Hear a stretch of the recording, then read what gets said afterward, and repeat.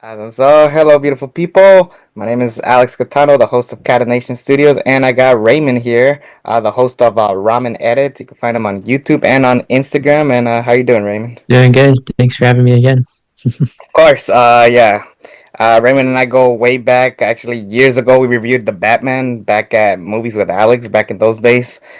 Um, and he's been a huge part of the growth of Catanation Studios. So it's pretty good to have him back here, and we get to do something that we always love to do, and that is talk about movies. Talk about movies. I saw a Brand New Day twice in one day. It was that good. Now, I had a question. Did you go to AMC and Regal? I stopped going to AMC. I went to Regal. Oh, okay. I was just like, wait, hold on, is he at Regal? I was like, Yeah, so I went to uh, both just standard format showings, and first experience was obviously the first experience, first time seeing the movie, so that was exciting. But the theater was low energy. But the second time I went, the theater was actually like reacting to things in the story. So yeah, I think there was just it really depends on the location you go to. So, oh yeah. but overall, no, I thought it was awesome. I had to see it twice though in one day because I was like, there was so much in that film and so much stuff you can miss. And I was saying to myself, I need to see that again because that was just it was amazing. Yeah. Yeah, and we will be talking full spoilers, and there is something that I want to talk about, which is at the very end, but we'll get to that when we get to it. One quick shout out I want to give to, I actually saw Optimus Volts. He's a very famous painter here in San Diego. He actually made this, actually. Oh wow, okay. It was pretty cool to actually see him, and we haven't seen each other in a long time. So, Isaac, shout out to you. First things first, we were all curious how this movie is going to kick off because it really is Peter Parker after the incidents of No Way Home, where nobody remembers who he is, and yeah, no, there's no like sign of like who Peter Parker is, like who is this person, and in the process, we also um, we don't spend a lot of time with Tom Holland as Peter Parker. We actually spend more time with him as Spider Man, which is actually something very different that I've noticed in this movie. No, definitely I agree. And I think that's what the whole premise was about, especially because like you said, right? The the events of the last film, the spell is still the spell is still affecting Peter's life, even about is it 5 years since No Way Home, I believe. About 5 years. Yeah, I believe so. Okay, so yeah, the spell is still affecting him 5 years after the events of No Way Home, and we really see that internal struggle of him having to come to terms of, do I keep continuing as Peter or do I keep continuing as Spider-Man? So I thought it made sense for the story. I know some people, I actually heard I've heard some people talk about how they wish there was more Spider-Man, or at least the themes of it, because it deals with a lot of mental, heavy mentality weights and having to not feel like you're alone or feeling like you're alone in the world, but realizing later down in the movie that you don't have to do things alone. So I know I don't want to jump too far. Like I don't want to jump like toss and turn there, but there's a character in the movie. I'm sure we'll get to her, but some people were conflicted about that. Yeah, I was definitely conflicted. We're talking about the same Mm, person. hmm. Um, but I will say this: it was actually pretty cool to see a Spider-Man world where the MCU does exist. I mean, we kind of already saw that with the Home trilogy, but we never got to see it at this caliber because now that nobody knows who he is, we actually get to see like Spider-Man be the front and center. With the Home trilogy, it always felt like we still had the Avengers, so it felt like the focus was out of Spider-Man for a while. So it was kind of cool to see Spider-Man where he was the main focus of the story with added MCU characters such as Hulk and the Punisher, who I personally thought was the best part of this movie.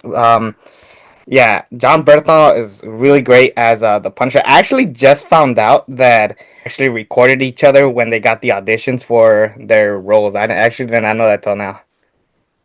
I just found that out too. And back in, I think, I want to say 2015, that's when there were rumors about a new Spider-Man. And John Berthel was, I believe, also rumored to start playing that character, the Punisher. And I remember some of the first photos they took together when their careers were basically, well, I think he had already done The Walking Dead, right? Yes. So he was already getting his feet wet into like the Marvel realm there. So it's really cool to see it all come full circle with those two guys. And I said to someone when I had watched the film for the first time that never in my wildest dreams as a Marvel fan that I would see those two specific characters cross over because of how the whole rights issues worked with Netflix owning those characters, but it was still set in the MCU, but loosely. And then when those shows got canceled, it looked pretty bleak for those, no hope at all for those heroes or their shows getting revived again. So seeing Disney kind of bring them back, especially on the big screen. I mean, we got Matt Murdock and No Way Home, and that felt like how did they pull that off? You know, so it's really nice to see John Berthel's version of the Punisher interact with Spider-Man, let alone Hulk. I mean, just those three together in one movie was just I that was mind blowing to me. I couldn't comprehend that, and I feel so blessed to like have witnessed that. And I enjoyed Professor Hulk, but I'm actually a little bit glad that we got classic Hulk back, and I hope that Universal Studios kind of they work out a deal where we can actually properly get like a story of Mark Ruffalo as the Hulk. I feel like we've been asking for that for a while now, and I hope now is the time. I am still confused as to why they are holding on to the rights with that character because they don't do anything with him. They just let Marvel use him in any of their projects. So it's like, do you guys have any plans? Do you guys like, he's a big character. You guys can make a movie, you know, you can make a lot of profit off that. I don't know. Because I know Mark Ruffalo's down for it, but again, it's not really up to him or Marvel. It's Universal, and it's crazy, right? How Marvel's most beloved characters, almost their more popular characters, are owned by different studios. Right? No, exactly, and but yeah, and it's good because the dynamic between I want to say Frank Castle and Spider-Man has been pretty great. And I wasn't sure how it was gonna go down because we love Punisher, but we love the rated R Punisher. But they managed to balance it really well, and I think it worked. And especially because we all knew kids were gonna be watching this, so they didn't go full like watered down Punisher. They actually went the route that we thought we were gonna go with some like pullback, especially with swearing. I most definitely noticed that as well. I didn't feel like he was a fish out of water, especially like you said with all the swearing and cursing he does. I felt like they tonally found a balance to match Peter's, I guess, vibe, you could say. And I always like to draw it back to this. A lot of people's first time watching this movie, they're going to be introduced to Frank Castle, right? So, Yeah. as I want to say, true fans of Marvel, we know that character, we know how he acts, especially if you watch like the previous shows of that character. So, it helps. It helps to pay off. It definitely feels rewarding to have done your homework previously, right? And then, I mean, we didn't know he was going to be in Brand New Day all these years later, Right. right? So, but having done your homework, watching those shows, or just knowing just basic knowledge of that character, it definitely helps. the thing that interested me the most out of the story was how were they gonna pull off on Ned and MJ in the story, and I think they did the smart route of taking as long as they did because the last time we saw these guys, they were going to MIT, so they weren't going to be in New York. So it fits that they would come back now after all these years. And the party that they showed, like where Ned is like trying to figure out who Spider Man is all this time just to thank him, and then like MJ kind of moved on and already has a new partner. It kind of shows like the struggle with Peter Parker. Like, oh, I really want to tell these guys, but it's just like we have to protect them, otherwise, something bad could happen, similar to what happened to Aunt May or even some of the Avengers, like Iron Man.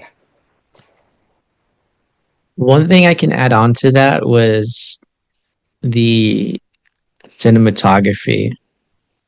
When Peter goes to that party, the camera is at the street level, right? So we're Yeah, not high up in the sky with Spider-Man. And I was so thankful for that level of filmmaking because they brought it back to, I could say, its roots, or they brought it back just on a grounded level. Like we spent time with Peter on the ground, and it looks so different.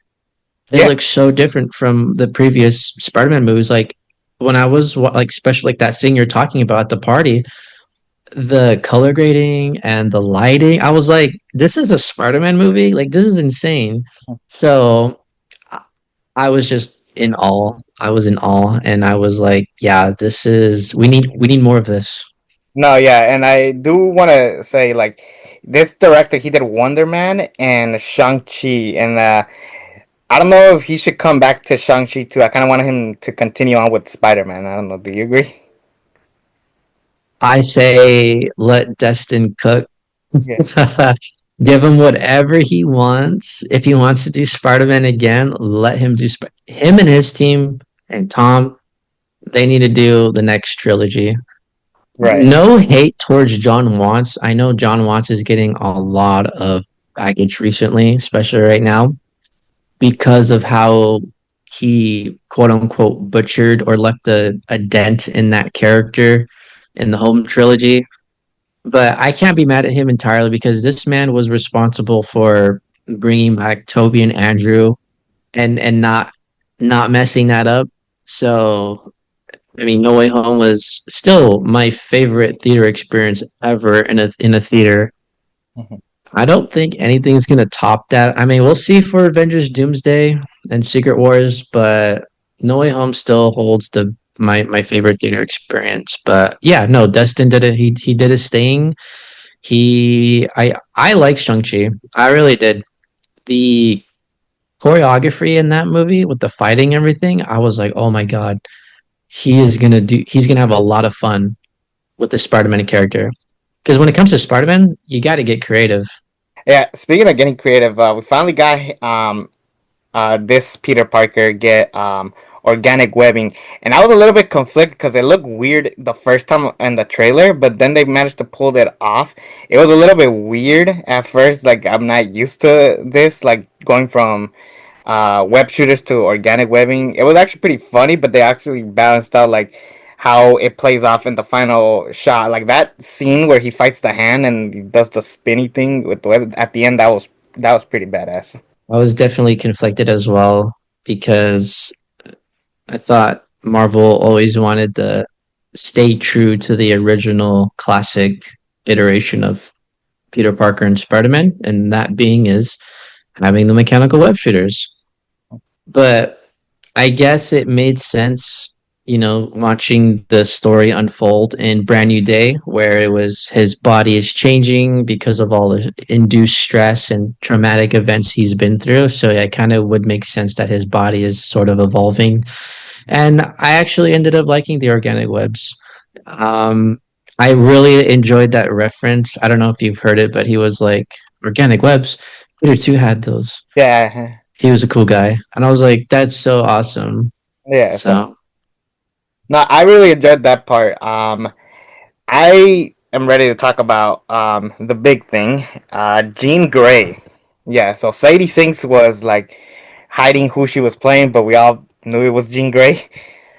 Um, I think the arc of like, cause I'm gonna be honest, this arc of like a young child like doing bad things and then seeing their mistakes and not killing. We've seen it with Deadpool 2, and most recently we saw it with Supergirl, which is something that nobody's talking about.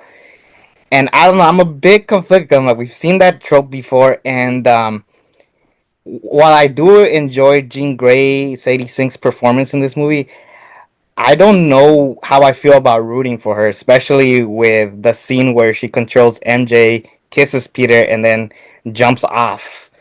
I was very conflicted with that. I'm like, we're supposed to root for her afterwards. It's kind of hard to root for her after that.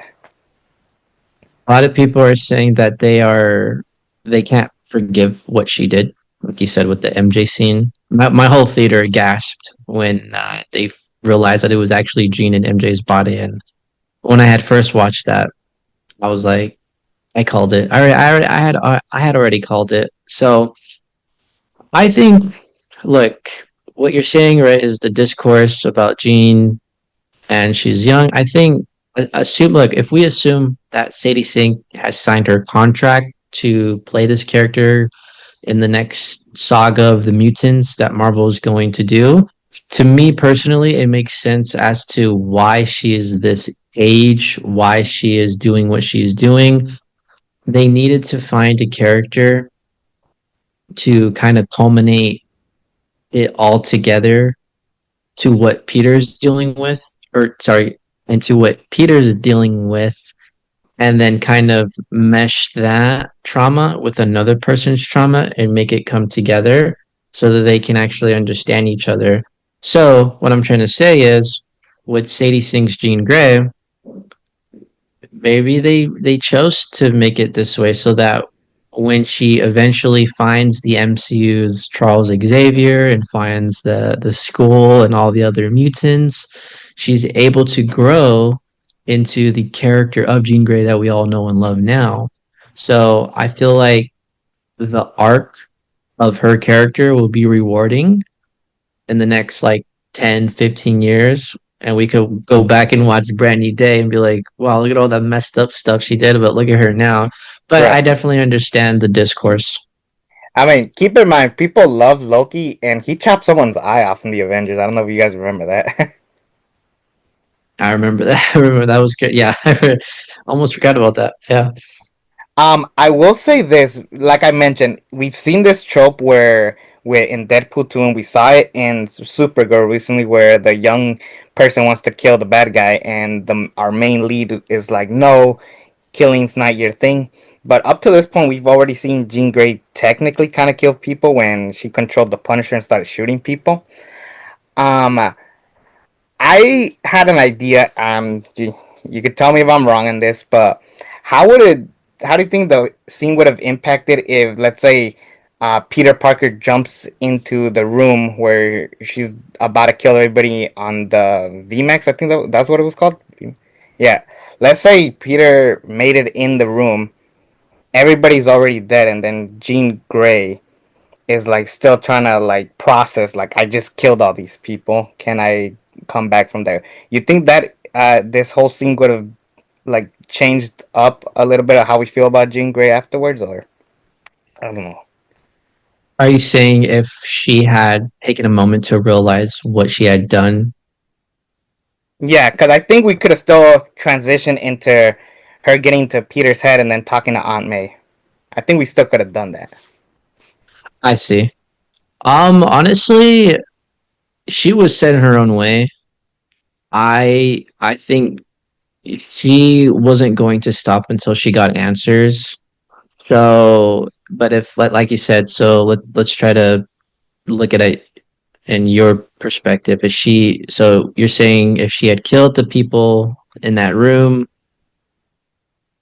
and she took a moment to realize, damn, did I really do all this? And Peter goes into that room with her. Are you saying like do you think she should have stopped and like took a second to realize like what she had done?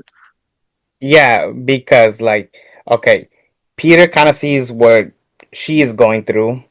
Because keep in mind, in No Way Home, he was gonna kill Green Goblin, and it took Toby to kind of like stop him to realize like why that was wrong. And out, it seemed like that was the trope they were going um, with Peter and Jean, but also how different would it have been if like Peter was just a little too late for that? Like, how would we continue on, and could we redeem Jean Grey later on? Oh, that's a tough one. Right? That's Yeah, a tough one. yeah, I mean, that's like saying, what if Peter did kill Green Goblin at the end of No Way Home? Could we have forgiven him afterwards? yeah, I trying to think. In Tom's movies, he could have let Vulture get exploded, yeah, but he didn't.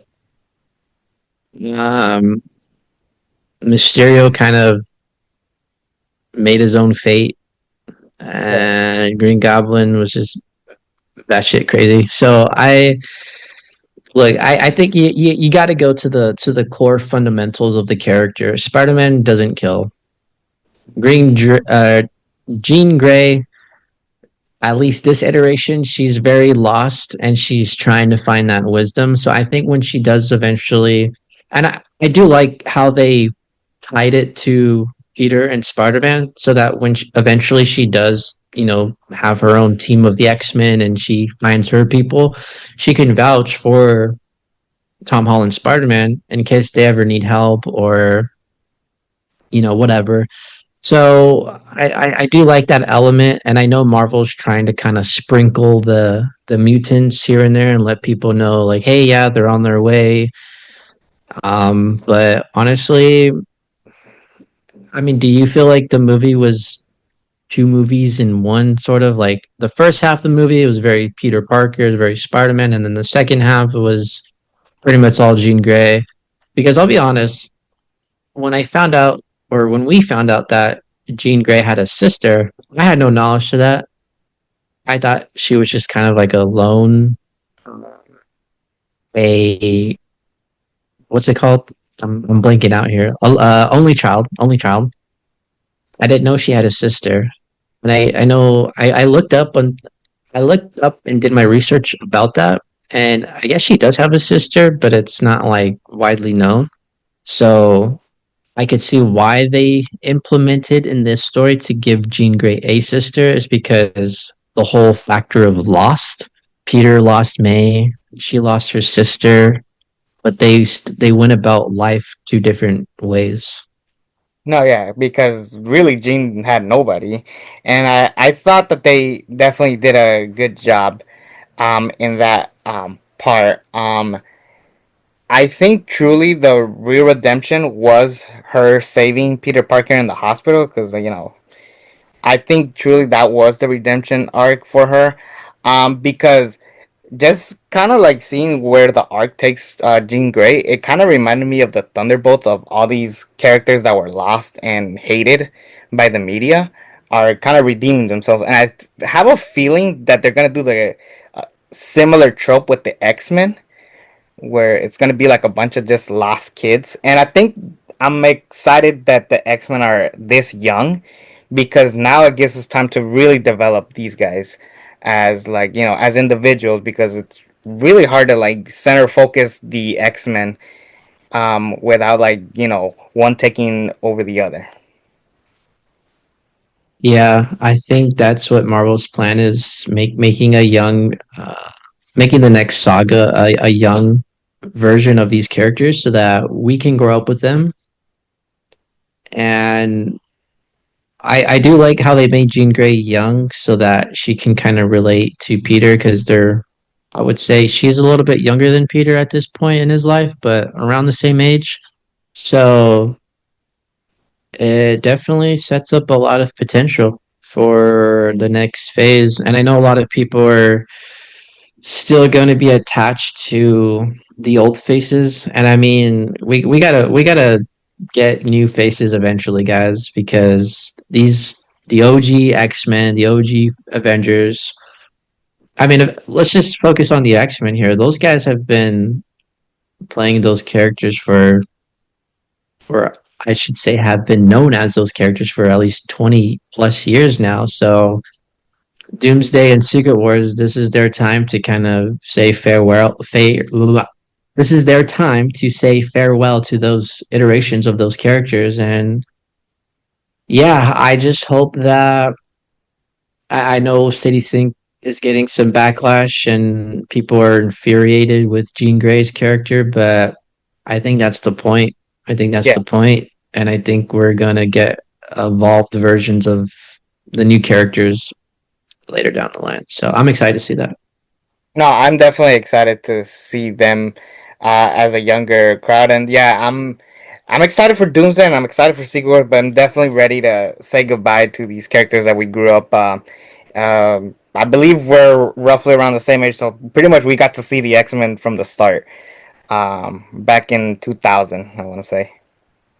Yeah, I mean, not just the X Men, but like all the pre MCU heroes, as I like to refer them Mhm. as, and it's really cool that they're tying it all back together, and I'm excited that they're doing it this way because I don't know how it would work if it was just the new Avengers with Yeah, the OG X Men. I'm like, I want to see like the OG Avengers with the OG X Men, and I'm glad Marvel's like, no, we got to do that before we say goodbye to, because it's not going to be easy.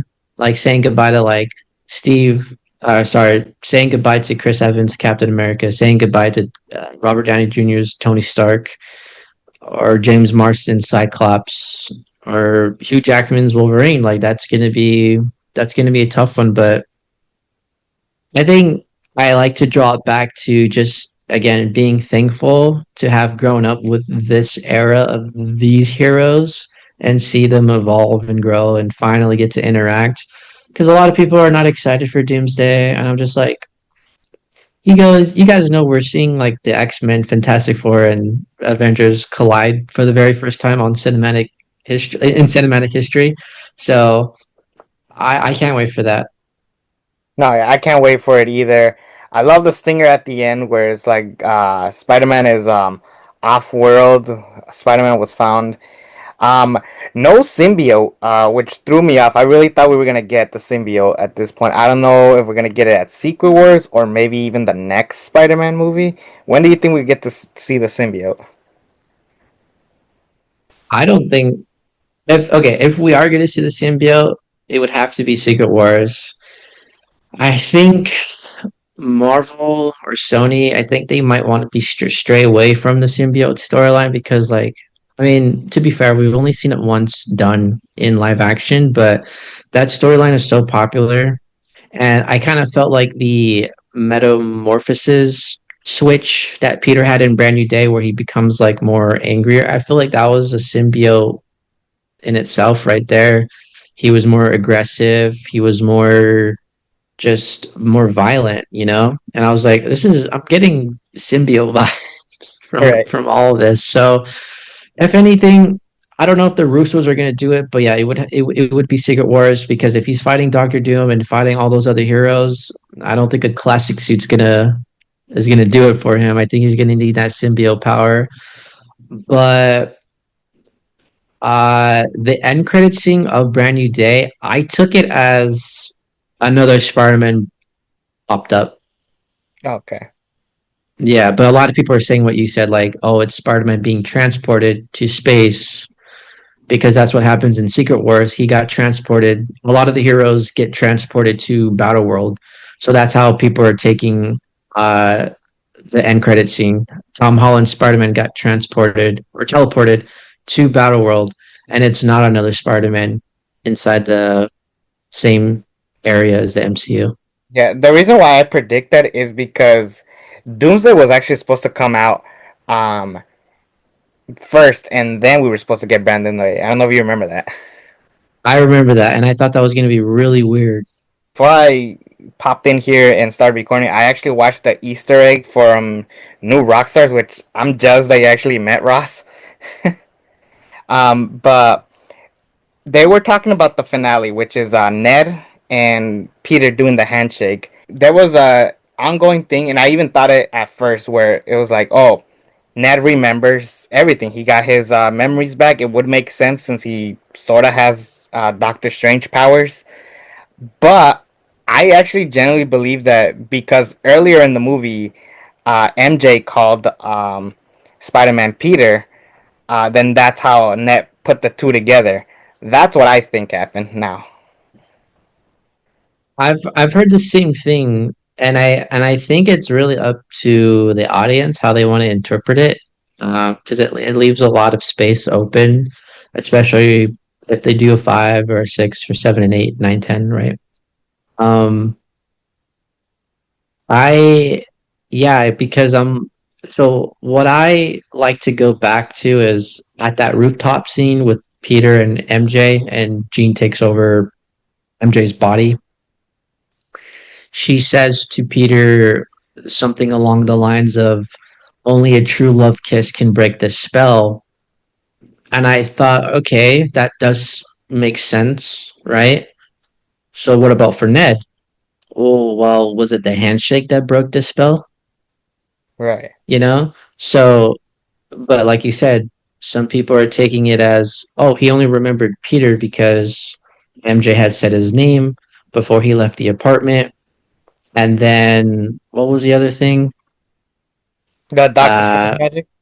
Doctor Strange and magic. So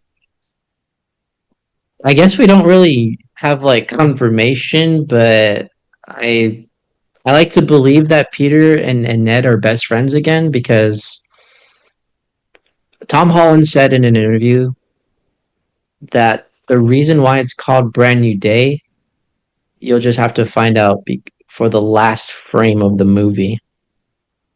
Okay, so I could see that where like he's literally starting over. Like people are officially starting to know who Peter Parker is. Um, yeah, and even with like even with throughout the movie, like we mainly see Tom Holland with the mask on.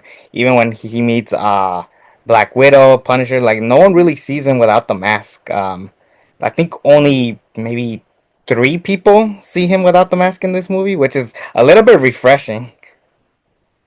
No, I'm so like, thank you for not taking his mask off Yeah. because that's what he was doing all the time in the last three, and I'm just like, dude, keep your mask. Yeah, exactly. But like here, he really does like learn about this whole secret identity thing. I think it was nice that we got to see him meeting the other two Spider-Man to kind of realize what it really takes to be a true great Spider-Man. I feel like deep down, the first trilogy was the origin story, and then this is him actually being Spider-Man. Yeah, I agree because I was one to say that Homecoming was like the best Spider-Man movie when it had dropped, but then I had realized, after digesting the first film, Toby and Andrew were the only heroes in their worlds, and they didn't have no hope. They had to do it by themselves, right? So it's this Brand New Day is the tone, is the setting, is the type of Spider-Man that we have been waiting for Tom Holland's iteration to be at in his life in the MCU for so long. And I'm like, yes, this is what it feels to be like Spider-Man. This is what Spider-Man is.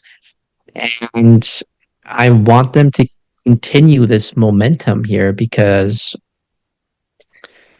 night and day difference between this film and the previous three. So yeah, we need more stories like this. Yeah, Grounded. exactly. Grounded. I think they forgot that like Spider-Man is a very grounded character, and I Yeah. think we need to go back to that. Um, He what?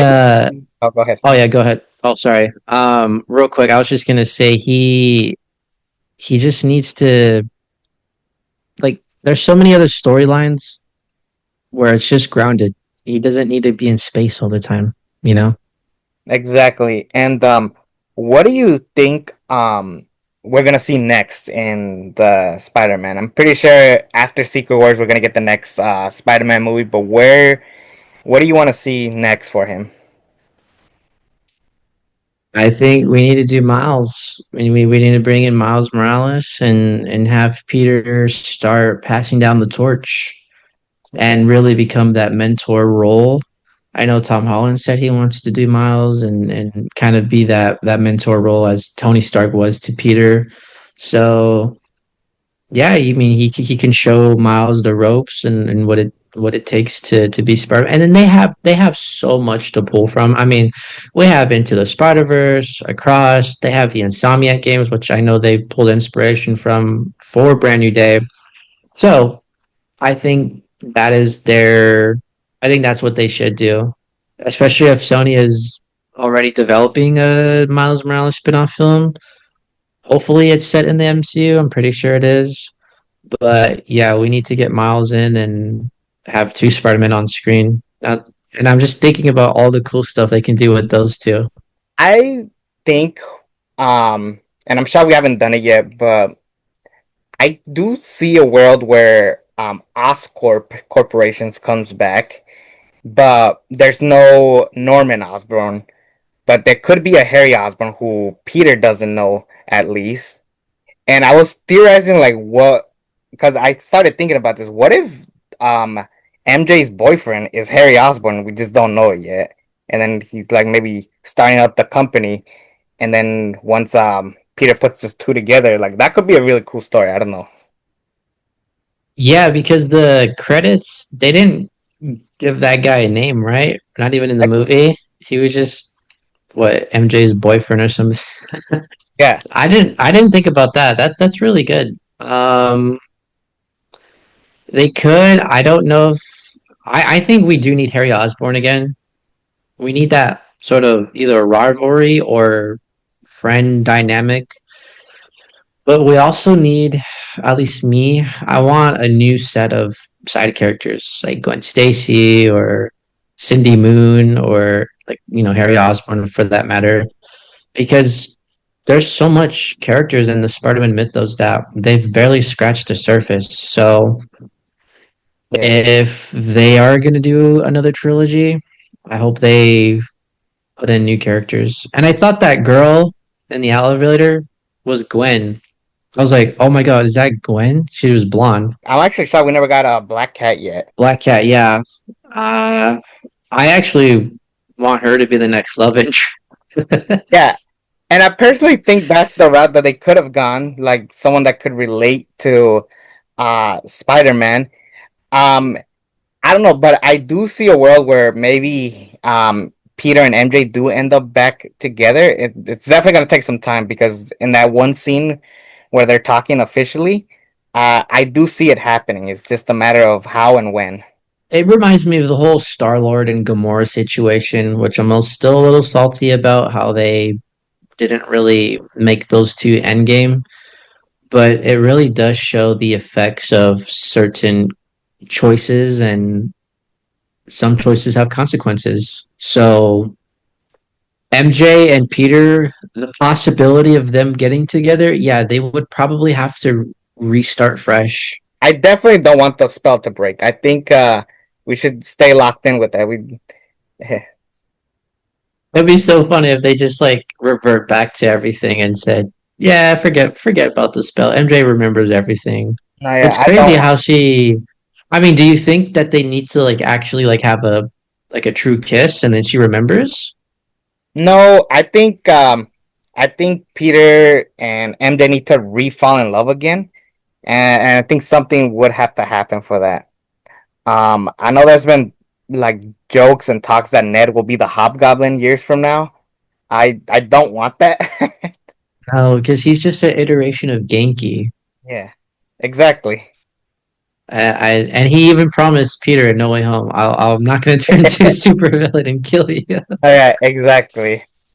But I don't know. I feel like the MCU finally got on the right track.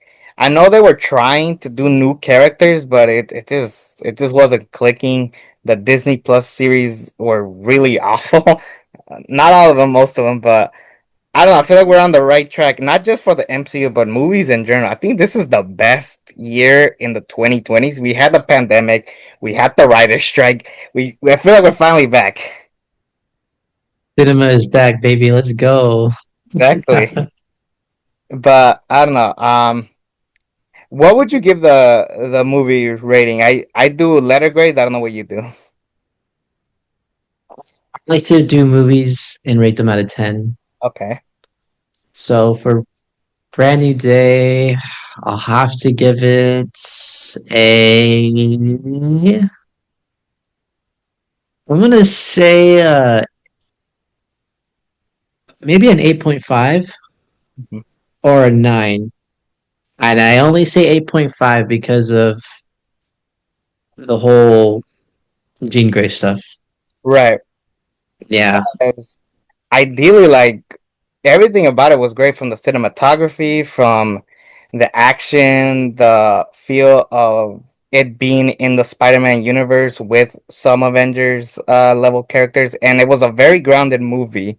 It still has some problems. It's not a perfect movie, but I didn't expect that. I just wanted a simple story, where which they did, but again, the Jean Grey stuff did conflict myself along with other people.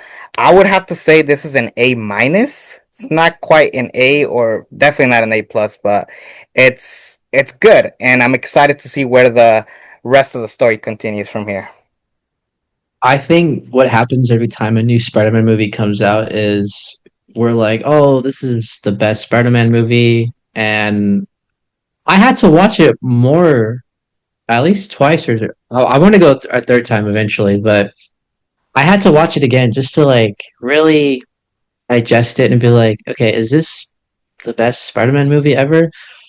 I'm not gonna say it's the best Spider-Man movie ever, but it's definitely better than all of Tom's movies, all his previous ones, just because I wanted to see his version of Spider-Man at this level. But I feel like Spider-Man 1 is still it still does it for me with Yeah. Toby and Sam Okay. Raimi. Yeah. Just For me, because yeah, it was the first to do it all. But what were you gonna say? for me, the Spider-Verse movies were truly what made it for me. Because I remember watching Homecoming and I really enjoyed it. I remember people were saying it was like the best out of all the Spider-Man movies, including Toby and Andrew. And I was just like, I don't know, something about it was off. For me, the Spider-Verse movies is what did it for me, where it really told the story of you can be the one under the mask, and I thought they did a fantastic job with it. For me, Spider Verse and that series is for me the best.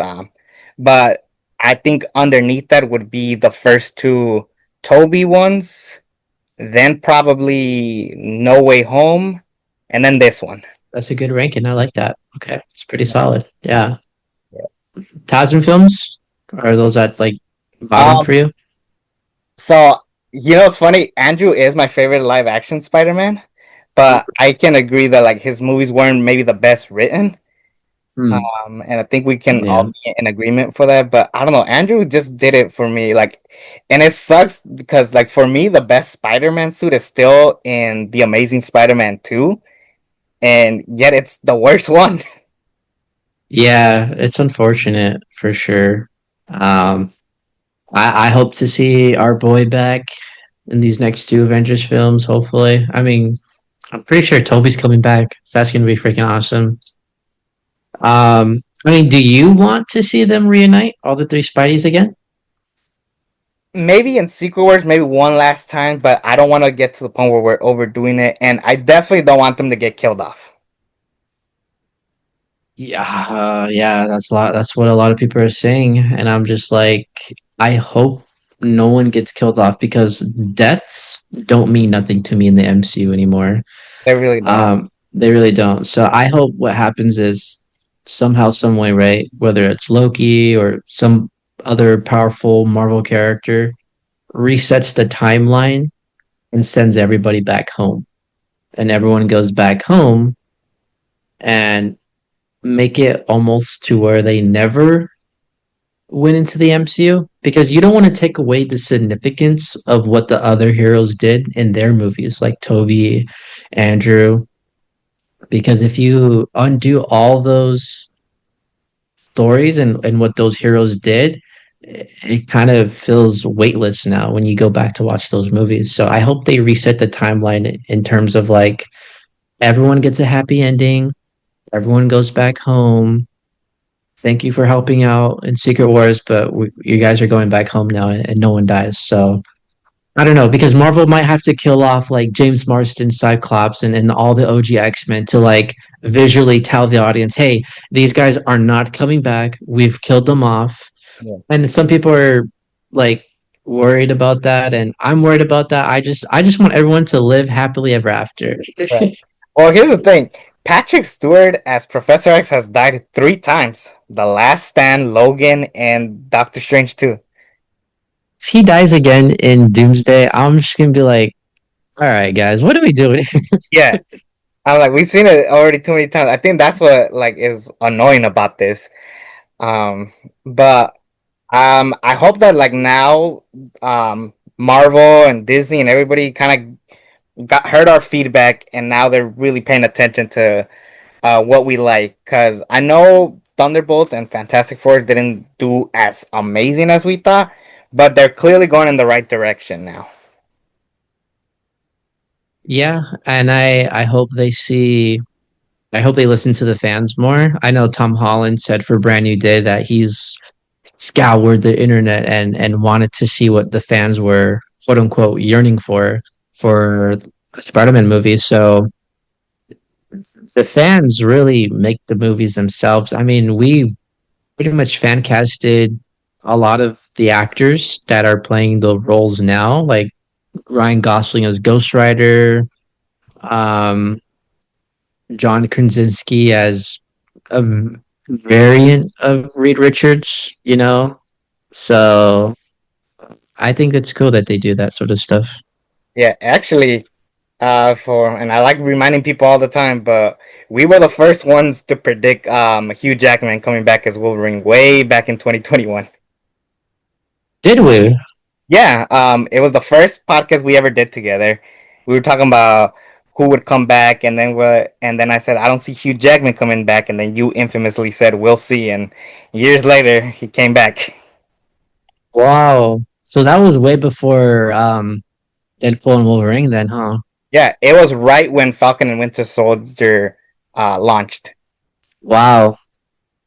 All right, so we'll put it here on the record. We are going to see Hugh Jackman's Wolverine interact with Tobey Maguire's Spider-Man. Mark my words, either I in bet it. 4 months or in Secret Wars. It's one of those two.